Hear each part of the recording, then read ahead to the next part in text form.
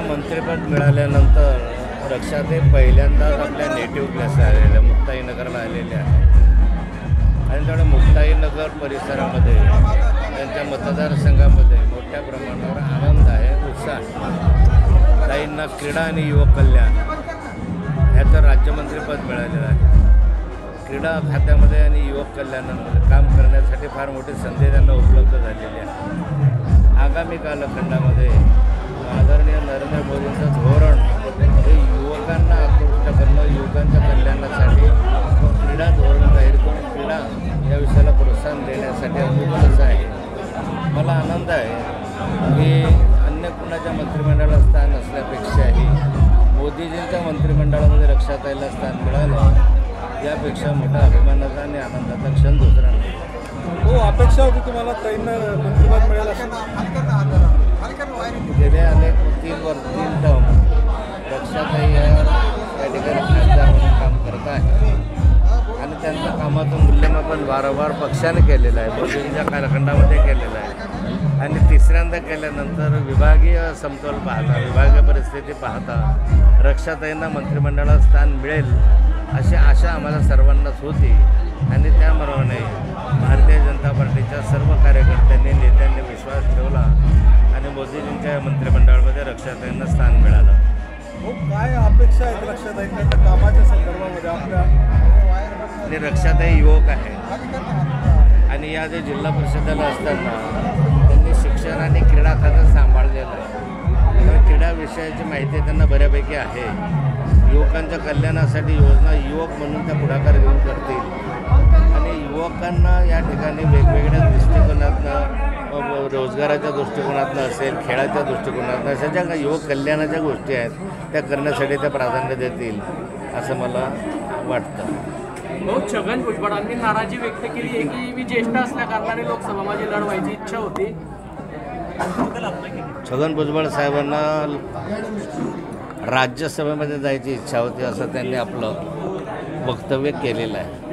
पण आता भुजबळ साहेब सिनियर आहेत आणि गेले अनेक वर्ष ते सातत्यानं राजकीय क्षेत्रात चांगलं काम करत आहे. अशा ठिकाणी राज्यसभेला जाण्यासाठी इच्छा असणं काही गैर नाही आहे. शेवटी पक्षाचा निर्णय अंतिम असतो. भाऊ, रक्षाताईंनी एक मत व्यक्त केलेलं आहे की तुम्ही आणि गिरीश भाऊ एकत्र आले तर जिल्ह्याची ताकद वाढेल. सर्वजण एकत्र आले तर ताकद वाढते. नंबराला 6 वर्षाच्या अल्पवयीन मुलीवर अत्याचार करून तिचा खून करण्यात आला. अत्यंत घृणास्पद अशी घटना आहे. ठीक आहे, त्या ठिकाणी आरोपींना पकडण्यात आलं, परंतु त्या मुलीच्या कुटुंबाचं काय, परिवाराचं काय? त्या परिवाराला आता शासनाच्या माध्यमातून आदिवासी विकास विभागाकडनं 50,000 रुपये देण्याचं शासनाने आता सांगितलेलं आहे. मी याचा सातत्यानं पाठपुरावा करतो आहे. तसंच पोक्सा कायद्याच्या अंतर्गत असं काही गुन्हा घडला तर पोक्सा कायद्याअंतर्गत त्या मुलीच्या परिवाराला काही मदत करता येईल का याबाबत तपासणी करावीशी जिल्हाधिकाऱ्यांना मी विनंती केलेली आहे आणि त्यानुसार त्या कुटुंबाला आधार दिला पाहिजे, धीर दिला पाहिजे. कुटुंब थकलेलं आहे, मानसिकदृष्ट्या दुर्बल झालेलं आहे. अशा स्थितीला तिला मानसिकदृष्ट्या आधार देण्याच्या दृष्टीनं शासनाने त्याला मदत करावी अशी माझी अपेक्षा आहे. हो, आपण जर बघितलं तर केळी उत्पादक शेतकरी जे आहेत तर त्यांचा विमा वगळण्यात आलेला आहे. उष्णतेमुळे ते काही मंडळं पात्र झाली तर काही मंडळं वगळण्यात आली नाही. विमा वगैरे हे जे आहेत त्या ठिकाणी सातत्याने जे आहेत ते सॅटेलाईटवर किंवा जिओ टॅकिंगच्या माध्यमातून उतरले जातात. जळगाव जिल्ह्यामध्ये नाही तर महाराष्ट्रामध्ये केळीसाठी पीक विमा योजना ही मी कृषी मंत्री यांना सुरू केली आणि त्या कालखंडामध्ये जे निकष आहेत ते निकष त्या ठिकाणी बदलवले. निकष बदलवून 45% सेल्सिअस ज्यावेळेस उष्णतामान होतं त्यावेळेस विमा मिळायचा. आता मी ते 42% आणलं, मी स्वतः आणलं. त्यानंतर थंडीच्या संदर्भामध्ये, वारा वादळच्या संदर्भामध्ये निकष अधिक शिथिल केल्यामुळे या शेतकऱ्यांना त्याचा लाभ व्हायला लागला.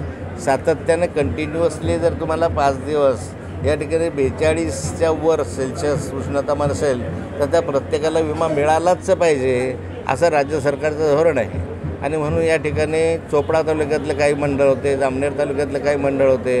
मी स्वतः जिल्हाधिकाऱ्यांशी या संदर्भात चर्चा केली आणि ते मंडळ तपासून समाविष्ट करण्याच्या बाबत त्यांनाही विनंती केलेली आहे आणि त्यानुसार सारे मंडळ जर 42 सेल्सिअसच्या वर उष्णतामानाच्या याच्यामध्ये येत असतील ते सारे मंडळ त्याच्यामध्ये समाविष्ट होतील असं मला त्यांनी सांगितलेलं आहे. व्यवस्थित होत नसल्याने उद्योग बंद पाडू असं आव्हान त्यांनी दिलेलं आहे. काय सांगणार?